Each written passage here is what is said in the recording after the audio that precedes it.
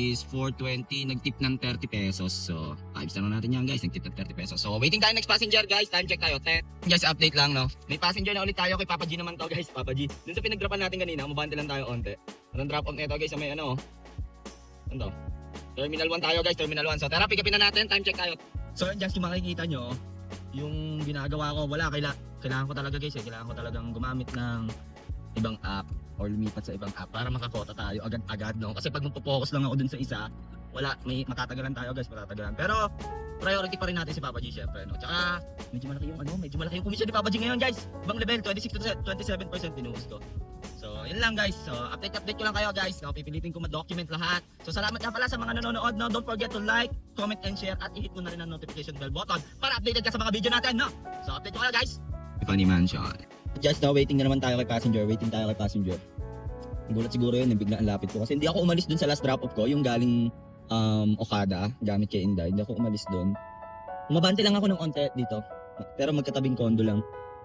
So, waiting tayo kay passenger. Hintayin ko na to para okay yung drop-off sa Terminal 1. So, maraming pasahero dun. So, sana makakuha tayo dun. Sobrang layo, malayo. Gusto ko malayo eh. Hirap pag mga gura-gurami eh, no? So, update ko kayo guys.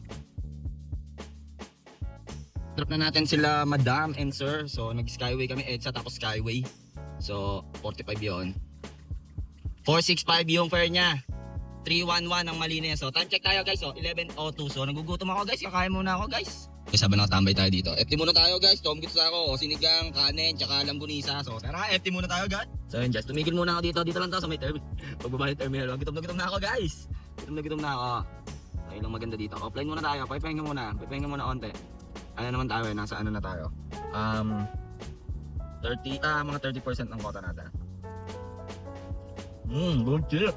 Yun ang maganda dito. Pwede ka mag-offline anytime. Tapos nagbaka na ako ng pagkain. Para, hindi ako titigil kung saan-saan. Pati kasi lagi ako nabili eh. Mas okay pagka, kurado ka pa sa kinakain mo. Yan na. So salamat nga pala sa mga day ones natin dyan. Sa mga new viewers natin, huwag niyo kalimutan mag-like, comment, and share. At i-hit niyo na rin siyempre ang notification bell button para updated kayo sa mga uploads natin. Kasi ako ni Kuya, lipat daw ako. Lipat niya ako, sir. Sabi ko, Kuya, nakain lang ako. Mababait naman yung mga guard dito sa airport. Lipat na lang daw ako. Abante daw ako. And guys, no? Pagpatuloy natin yung FT natin. Lumipat ako spot. Dito sa may gasolinahan, sa may Petron.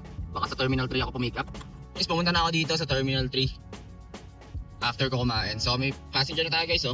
Terminal 3 ang pick up. At ang drop off na ito guys, sa may Gorami lang to eh. Yun sa may Taguig.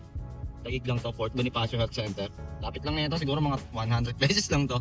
Talaga na natin guys, kaysa wala. Ito yung pumasok eh, ayoko naman i-cancel.